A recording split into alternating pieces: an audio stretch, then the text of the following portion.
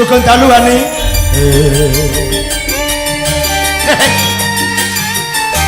Yo.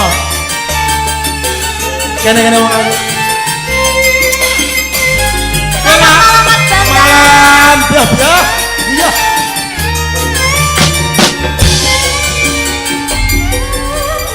Ku ngambar anem resmika. Ngitung lintang sesulo padang rembulan. Tak korek iya nang isi pacarina. Tak titipi kidung tak ketek ing jantung. Lungitan lulungan kang rerambekan. Anu swara ngrenggat siwangga. Tak titipi ayang pikir tak sopir keangin sumilir. Ora krasa sliramu tansah tak pikir.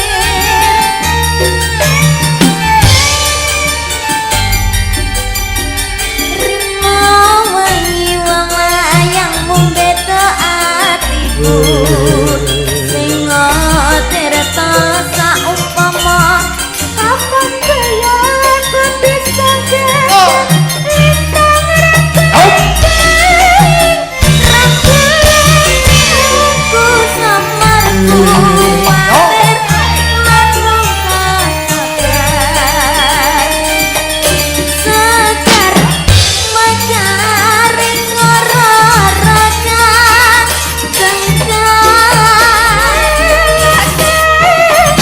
pompo-pompo menggep temeke sing tirta kanggo nalesi lungka-lungka katika Hani Kusuma Mayangkara. Suara asik.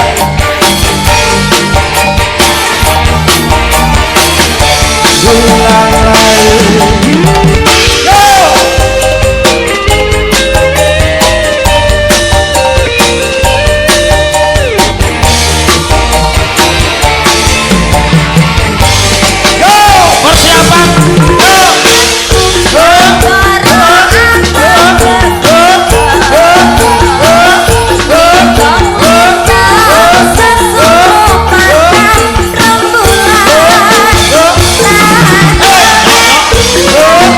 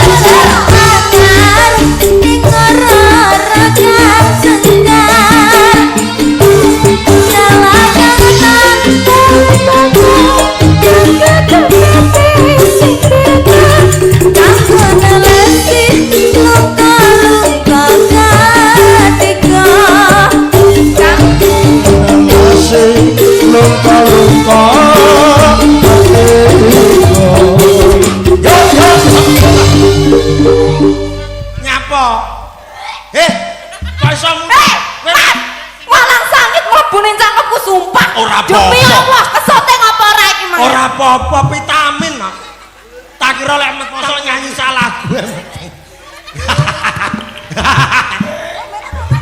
Oh alah nduk. Melu pisan kok ya wis kena walang sangit. Dadi omahmu kaya omah walang sangit berarti apa-apa. Wes. Combane sih. Sumpah aku ora ngapusi Mas. Maksudnya nggak pernah genah toh. Lungko kok tuh. Ya ora apa-apa dinikmati ae. Langsung ning jero langsung semerbak. Ya wakile Caca sing rong tau mangan walang sangit ngono lho. Gurih. Mangan. Gurih, rasane kaya enek titik anu cappuccino campur coklat campur tretong. Ilat mati rasa ngono. Wah, gak apa-apa dinikmati nduk ya. Terima kasih. Ya, piye kabarmu no? Alhamdulillah sehat. Kamu bagaimana Mas Bambang? Lah ya ngene iki. Aku kangen.